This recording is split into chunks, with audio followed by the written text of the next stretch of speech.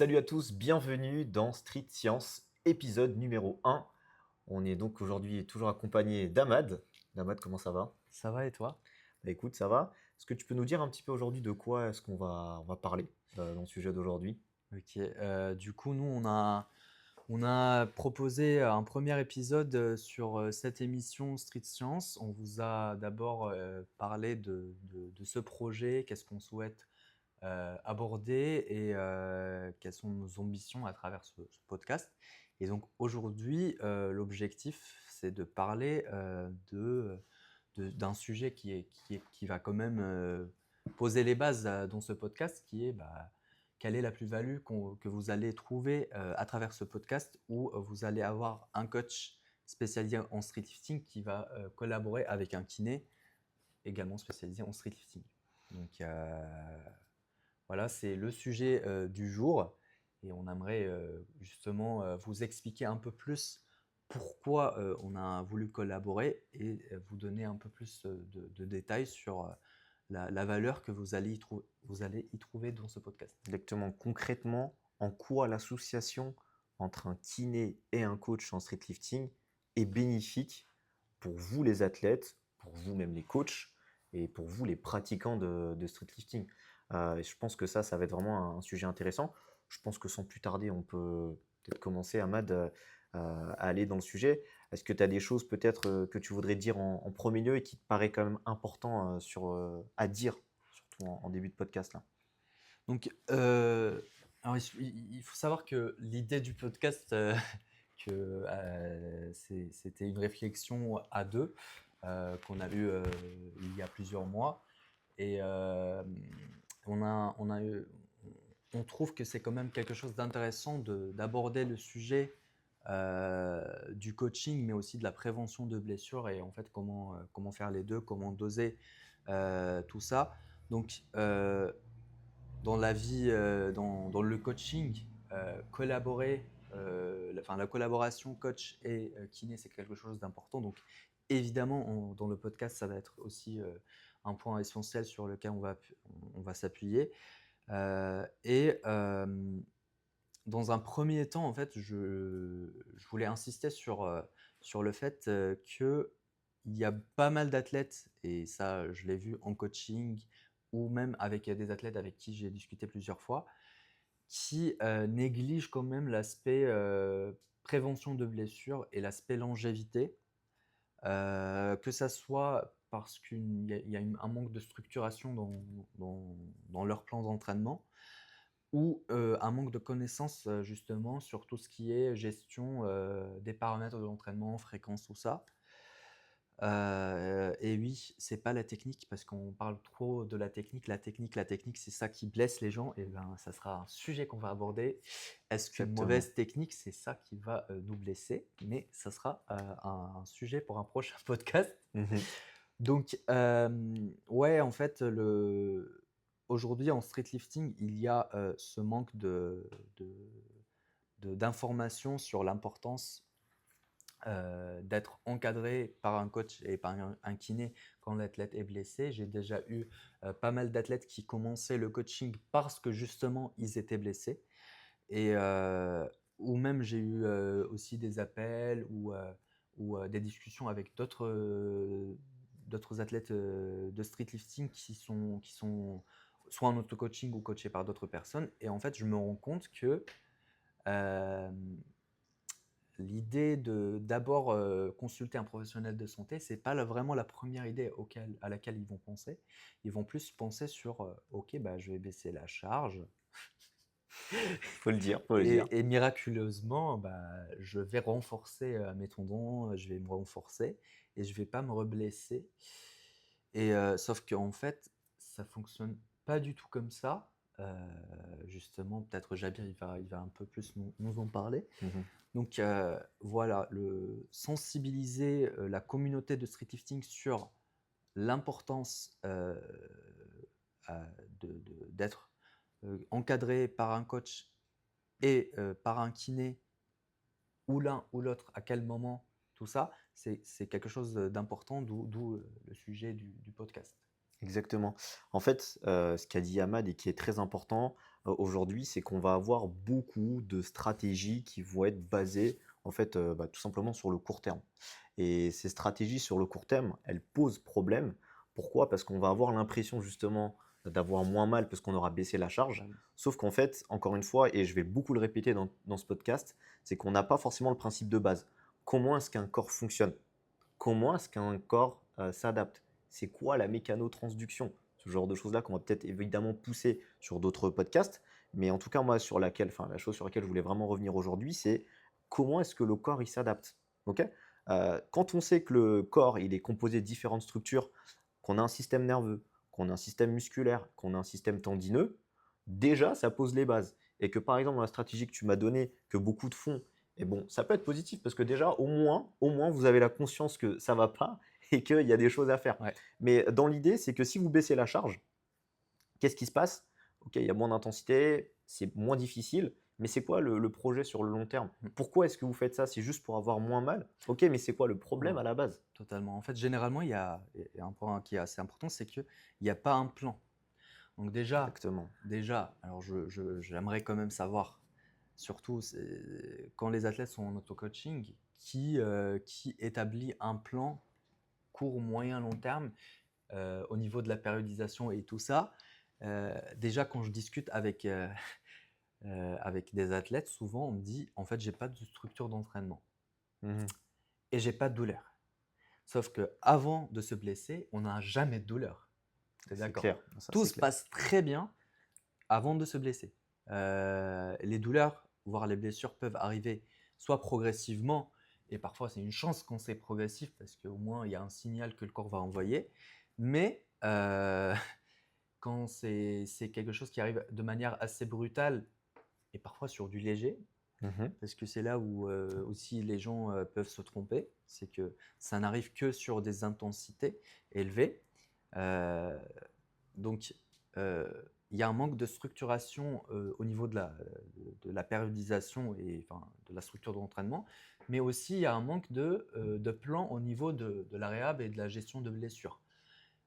Euh, Est-ce que aujourd'hui en street lifting, les athlètes euh, ont tous, j'ai quand même la réponse, ont tous dans leur programme des exos de prévention de blessures?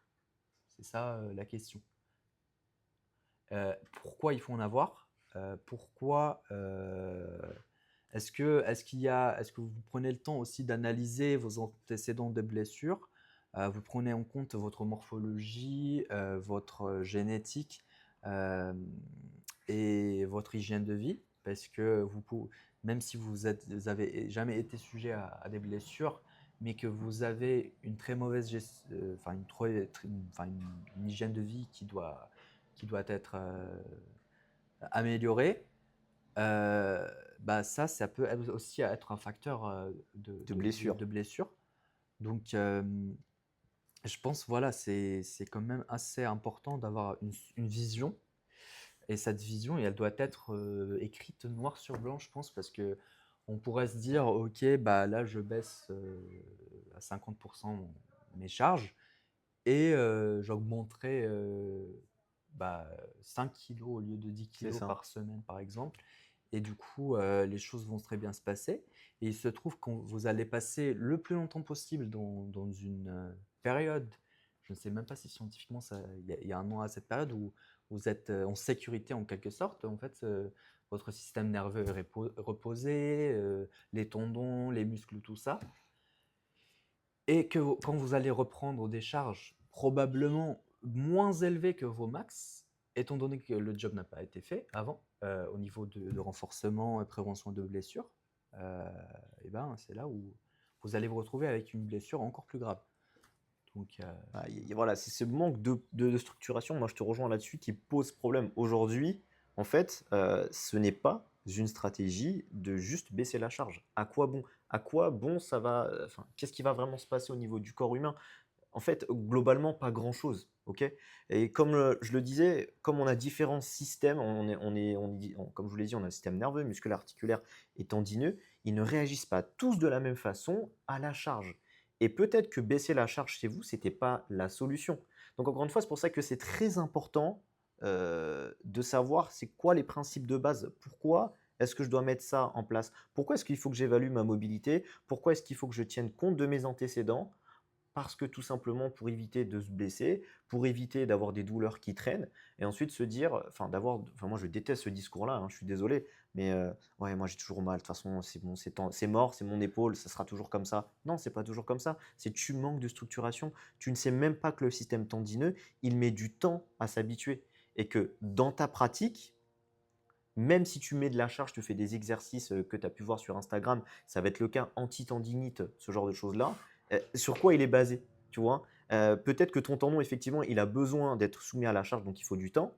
Donc déjà, tu n'es peut-être pas patient, mais tu vas le faire. Mais est-ce que derrière, tu te rends compte ou pas que tu as un déficit de mobilité qui fait que ton tendon, il ne peut pas être correctement mis en charge et que tu vas compenser forcément avec la région? Ah, il y a tellement de choses à voir derrière. C'est super important d'avoir tous ces tenants et les aboutissants. Je pense que la première chose qu'il faudrait que tout le monde ait, c'est de se dire qu'on a différents systèmes qui ne réagissent pas tous de la même façon par rapport à la douleur. J'ai plus forcément l'année, hein, je crois que j'ai l'année, mais j'ai plus le nom de l'étude, en 2016, il me semble, où on a un tableau qui montre comment est-ce que les différents systèmes du corps humain s'adaptent par rapport à une charge. On voit que dès 2 semaines, le système nerveux s'habitue très rapidement à la charge et la tolère.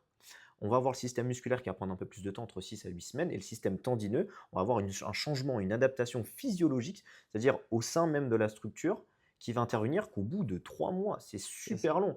Et donc, aujourd'hui, les gens sont, entre guillemets, un petit peu... euh, enfin, ils sont un petit peu cachés, enfin, ils sont un peu trompés par le fait qu'ils n'ont plus de douleur, donc ça va. Ça veut rien dire la douleur. Et tout simplement, là, comme je viens de l'expliquer vis-à-vis de cette étude-là, vu que le système nerveux il s'adapte physiologiquement, vous avez pas mal. Si vous n'avez pas les principes de base, vous ne savez pas. Vous allez vous dire, vous, par vous-même, ok, j'ai plus mal, ça veut dire que c'est bon, ça s'est habitué, alors que pas du tout dans les faits. Mon système musculaire, peut-être qu'il ne s'est pas habitué.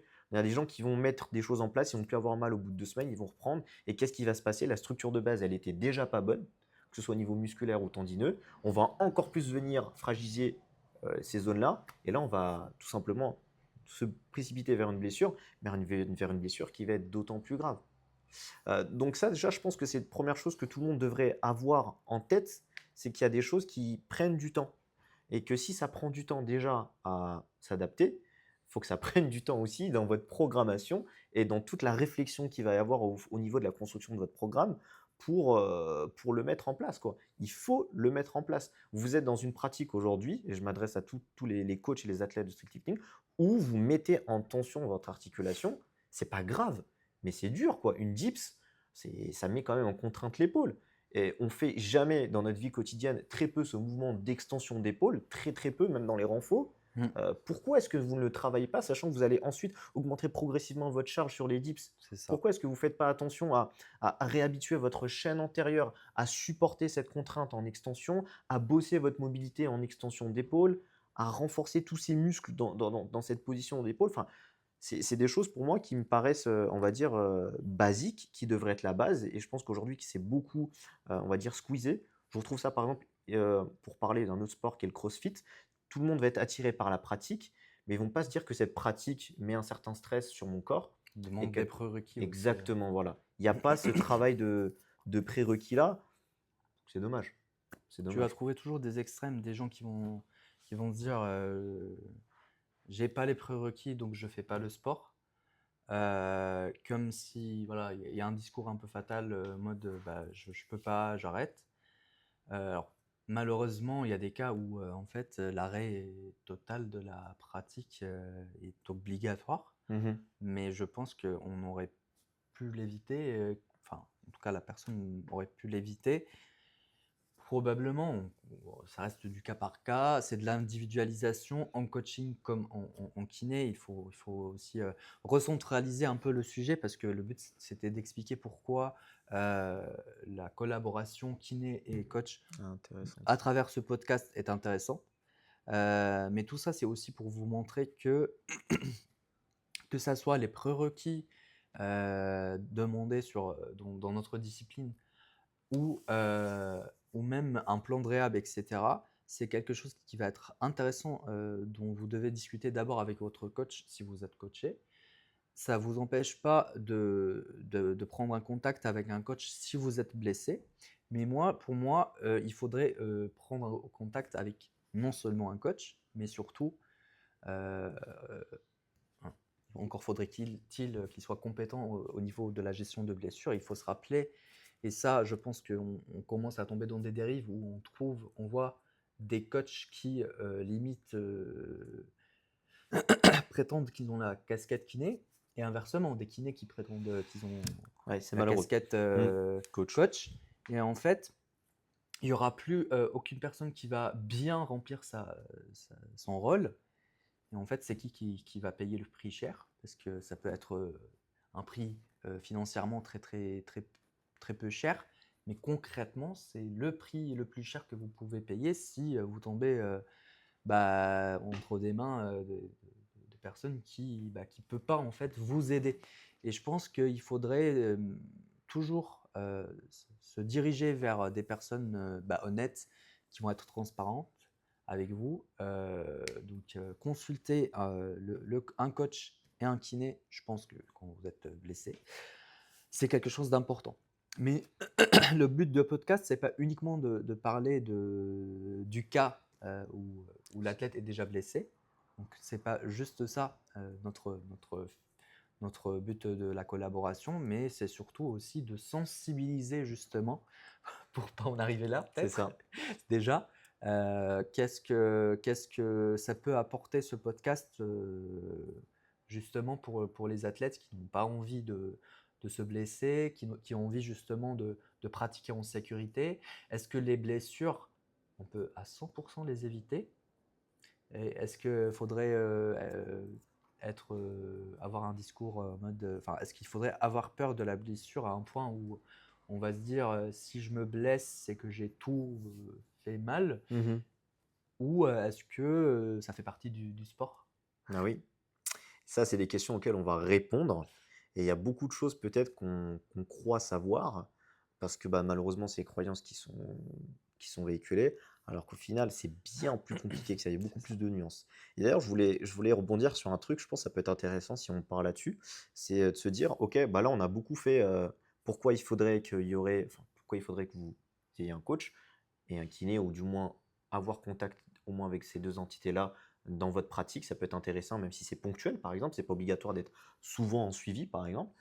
Mais dans l'idée, ça peut être par exemple intéressant de quoi vous gagnez en fait finalement d'avoir un kiné et un coach ensemble qui travaillent ensemble. On va faire un petit peu notre pub, désolé, mais dans l'idée, là aujourd'hui, par exemple, avec Live Trainer, ce qui est bien, c'est que toutes les personnes qui vont être accompagnées ont la possibilité justement d'avoir les coachs et d'être disponibles. Ça, c'est une force quand même intéressante, mais je pense que ça devrait l'être chez tous les coachs. Et cette capacité aussi que, comme nous, on collabore ensemble et que moi, je fais aussi, du coup, je collabore aussi avec Live Trainer, en fait, je discute avec le coach. Et c'est là, je pense qu'on va venir détailler un petit peu. J'aimerais bien avoir le point de vue dessus d'Ahmad, parce que c'est important.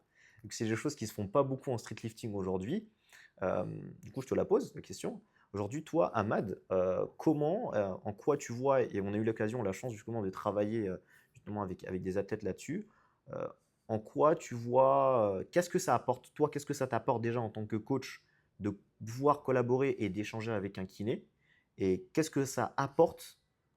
Je vais te mettre dans le point de vue de l'athlète, mais comme tu discutes énormément avec les athlètes, qu'est-ce que tu penses que ça peut apporter aussi au niveau de l'athlète d'être en contact avec ces deux entités-là et de savoir qu'elles discutent et qu'elles échangent? Ok. Euh, je vais essayer d'introduire un peu ma réponse. Généralement, quand on va programmer, on essaye de mettre en place un plan qui va être le plus en plus individualisé et structuré au fur et à mesure. Une blessure, ça peut arriver à tout moment. Il est aussi possible, et j'en ai déjà pris en charge des athlètes qui étaient déjà blessés avant le coaching. Donc, qui voulaient se faire coacher justement parce qu'ils n'arrivaient pas à être le plus objectif possible avec eux-mêmes. Et ça, c'est quand même on sait à quel point c'est compliqué. Il faut savoir aussi que nous, les coachs, on essaye aussi d'être coachés, les kinés aussi, de déléguer la partie réhab à d'autres kinés. Mmh. Donc, si nous, les professionnels, on le fait parce qu'on sait à quel point c'est une force, je pense que aussi ça peut énormément apporter aux athlètes. Et c'est comme ça en fait qu'il faut réfléchir. Donc, le fait de collaborer avec un kiné quand un athlète est blessé, ça va énormément guider le coach dans sa planification parce que le coach, il va avoir des outils. On a toujours une boîte à outils. Cette boîte à outils, en fait, c'est basé sur la science de l'entraînement avec des principes physiologiques, etc. Mais ces principes, il faut les individualiser. Et pour les individualiser, il va falloir avoir un regard objectif de la part du coach. Ça, pour moi, c'est important. On n'attend pas qu'un coach soit kiné en même temps. S'il a les deux casquettes, réellement, c'est mieux. Mais du coup, à un moment donné, il faut déléguer pour discuter en fait de la stratégie.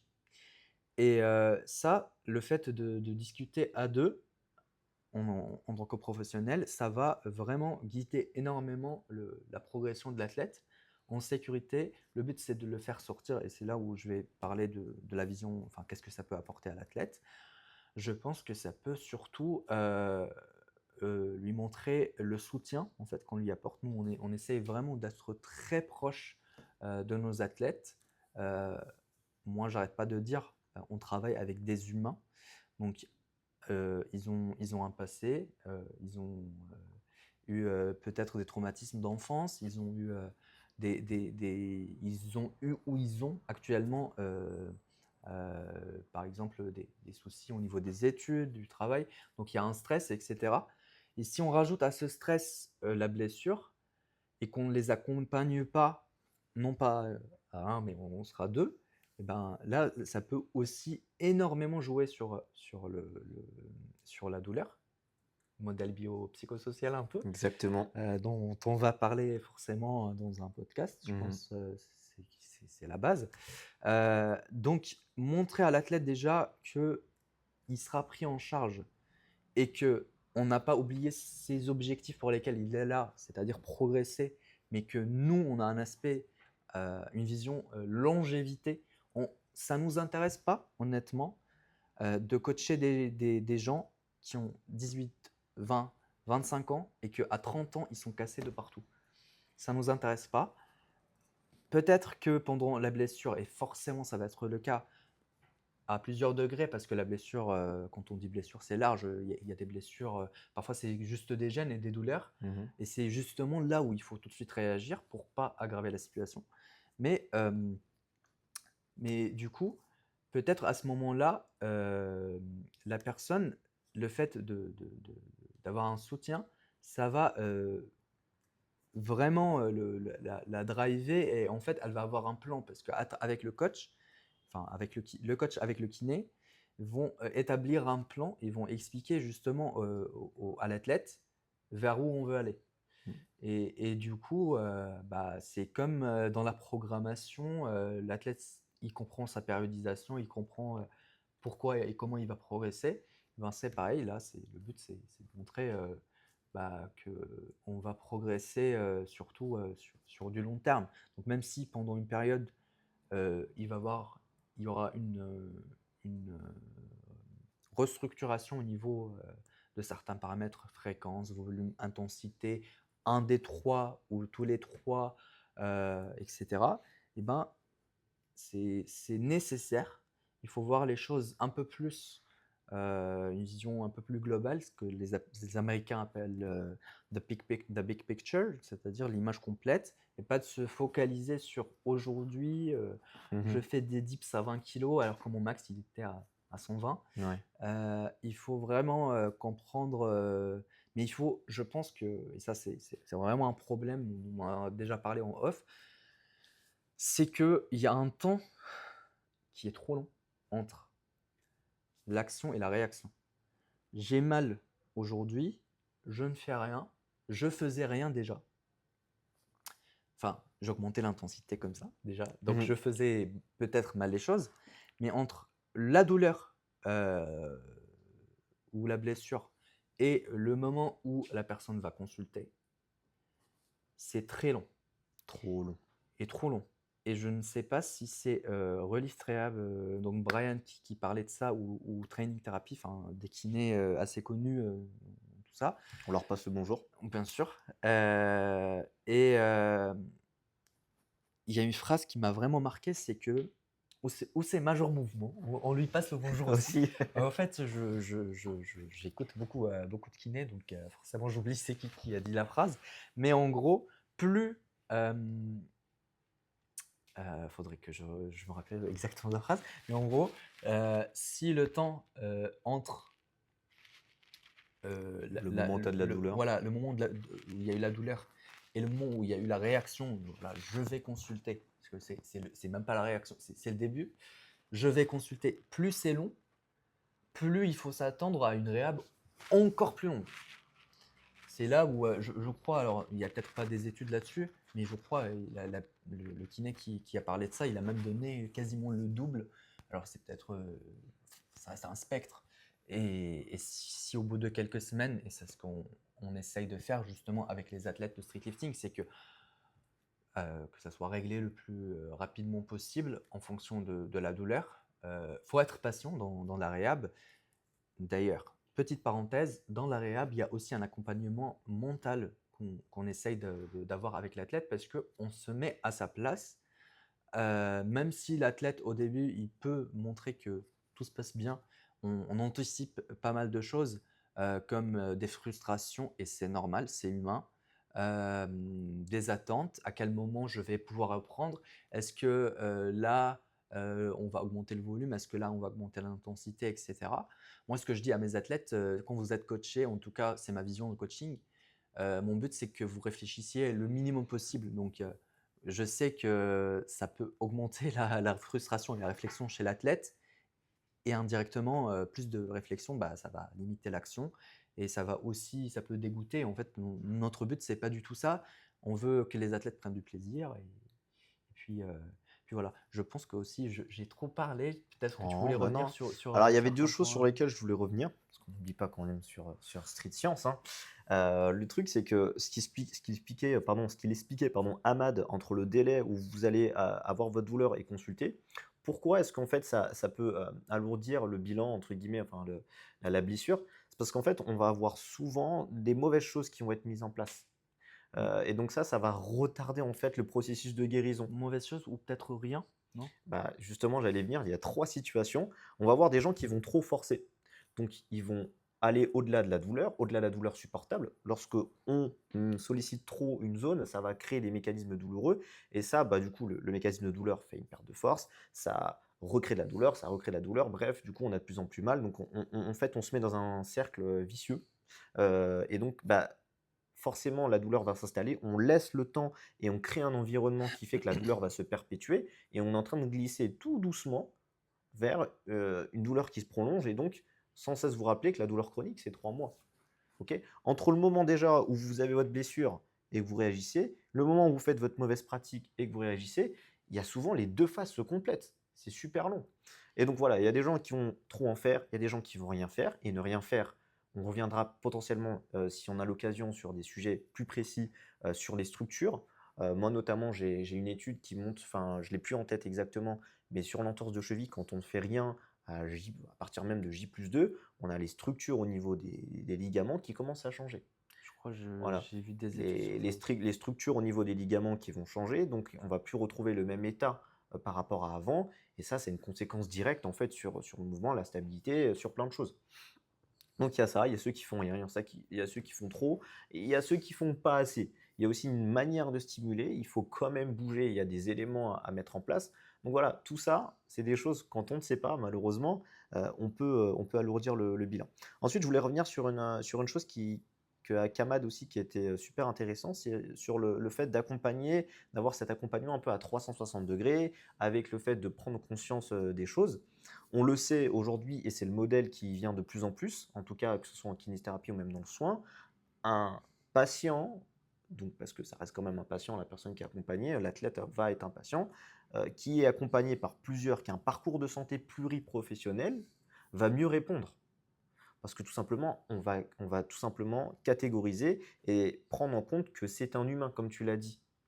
J'en avais parlé dans un réel où j'avais montré en fait une image qui était tirée d'une étude au niveau des douleurs au niveau du dos, des lombalgies.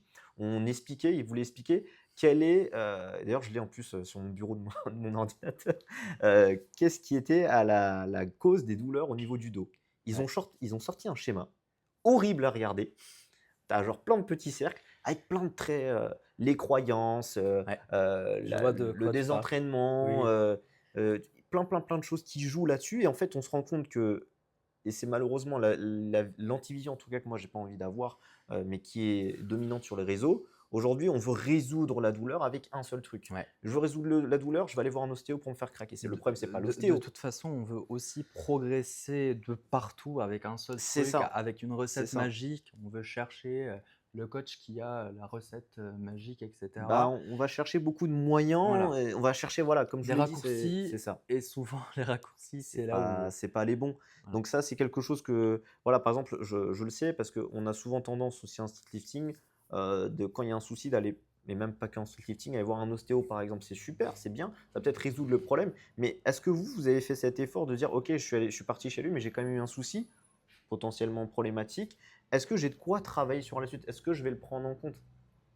Ça, je pense que C'est c'est ça un la peu moins question. fait et ça, c'est un problème. Mais en tout cas, pour revenir sur la qualité de l'accompagnement, quand on prend tout en compte, le fait d'avoir cet aspect un peu pluriprofessionnel, de prendre en compte ce contexte, ses habitudes, etc., c'est pas moi qui le dis, c'est la science. Moi, je me réfère directement au schéma qui est pris en compte, de l'étude qui sort, qui dit que les différents, enfin, en tout cas pour les douleurs de dos, mais c'est aussi valable pour pas mal de douleurs, il y a beaucoup de contextes multifactoriels qui Mm. jouent sur la douleur. Et donc, si on les prend en compte, c'est logique.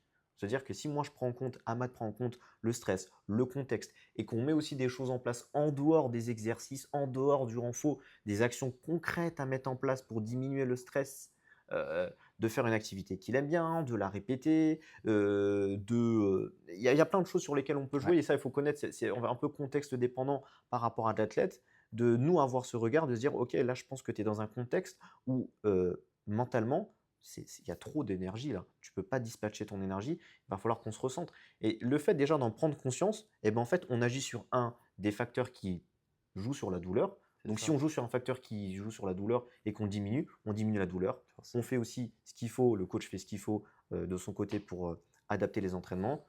Je fais ce qu'il faut au niveau de la réhab. On fait ce qu'il faut au niveau de son contexte. Enfin, je veux dire, est-ce qu'on peut trouver, entre guillemets, mieux que ça? Après, ça ne veut pas dire que ça va toujours fonctionner. C'est différent. Mais au moins, on a une prise en charge qui est complète et qui a 360. Est-ce que tu Ouais. avais des choses peut-être Je à pense ajouter qu'on est plutôt pas mal Ouais. sur tout ça. Donc globalement, nous, à travers ce podcast, en tout cas, comme on a essayé de le souligner, c'est que on veut encore et encore sensibiliser et éduquer les streetlifters à mieux comprendre leur douleur, savoir à quel moment déléguer, voir un kiné, pour pas que ça soit trop tard, à quel moment il faut s'inquiéter, comment gérer peut-être aussi le côté stress, émotion, tout ça, parce que ça joue beaucoup et je pense que c'est quand même très négligé en fait. On va toujours trouver des coachs et des kinés qui vont toujours avoir la vision mécanique, biomécanique, voilà, je mets des contraintes, j'enlève les contraintes, qu'il et faut ça qu'on met. s'arrête souvent là. Mhm. Mais justement, en fait, il faut avoir vraiment une vision 360 degrés. L'être humain, il est complexe. Et la douleur, en 2025, on ne comprend pas tout là-dessus. En fait, il y a des concepts qui nous échappent. Donc, voilà, c'est quand même un sujet. Peut-être il faut faire carrément un podcast sur ce que c'est la douleur. Mhm. Euh, À et quel point c'est complexe et voilà à qu'on quel ne point sait c'est pas tout. complexe. Et je pense qu'il faut garder une certaine humilité, que ce soit que ça soit chez l'athlète, parce qu'il y a des athlètes qui pensent qu'ils vont tout gérer, surtout quand ils sont forts. Voilà. Il y a Mm. des athlètes qui sont doués génétiquement et en fait ils s'entraînent mal. ils progressent, ils dorment pas bien, ils ont une hygiène de vie qui est pas fou, ils progressent, mais malheureusement, c'est encore une vision court terme. Parce que tôt ou tard, les choses vont être payées. C'est souvent les athlètes les plus jeunes. Alors, heureusement, ce n'est pas la majorité, mais souvent, voilà, quand l'athlète est très jeune, en tout cas, il a une meilleure récup. Et puis voilà, donc on espère vraiment que ce podcast va vous aider à mieux comprendre tout ça. N'hésitez pas de nous faire des retours sur, sur les sujets et peut-être en particulier ce que vous voulez qu'on aborde au niveau de la douleur parce que c'est très large. Peut-être qu'il y en a qui vont proposer, et on n'est pas du tout fermé là-dessus, on l'a même prévu, des podcasts sur la tendinopathie, d'autres podcasts C'est ça. sur les douleurs nerveuses, etc. Euh, et en fait, voilà, notre but, c'est ce que je dis à mes athlètes, c'est on veut vous rendre plus performant, mais surtout, et c'est là où pour moi, il faut avoir une différence avec enfin, dans le coaching, euh, c'est qu'on veut des athlètes qui soient performants en étant en meilleure santé. Voilà. On veut, on veut, il y aura des moments où on va les pousser au maximum, mais on va toujours avoir cette vision, encore une fois, long terme. On ne veut pas que l'athlète, au bout de quelques années, il se dise bah, street lifting, c'est plus fait pour moi, Ouais. parce qu'apparemment, il faut tout le temps être dans le dur. Apparemment, il faut tout le temps se blesser pour faire ensuite une réhab, pour guérir, pour ensuite se reblesser autre part. Voilà, c'est un cercle qu'on veut pas du tout Transmettre. voilà, vous transmettre exactement.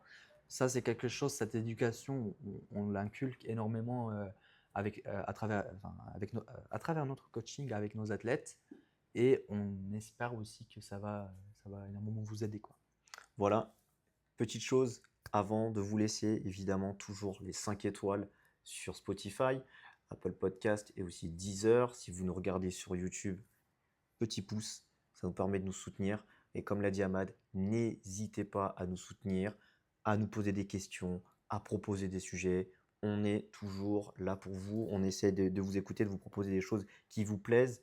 Vous avez la liste de tous nos réseaux sociaux en bas dans la description. Je vous invite à aller checker. Il y a des choses intéressantes. On aborde des sujets. En plus, vous pouvez en apprendre un peu plus sur nous. C'est l'occasion aussi de partager un peu plus notre quotidien et d'avoir des différents contenus peut-être un peu plus courts, un peu plus faciles à regarder. En tout cas, j'espère que vous avez tous kiffé ce podcast et on se dit à bientôt. Tchuss. Salut les gars!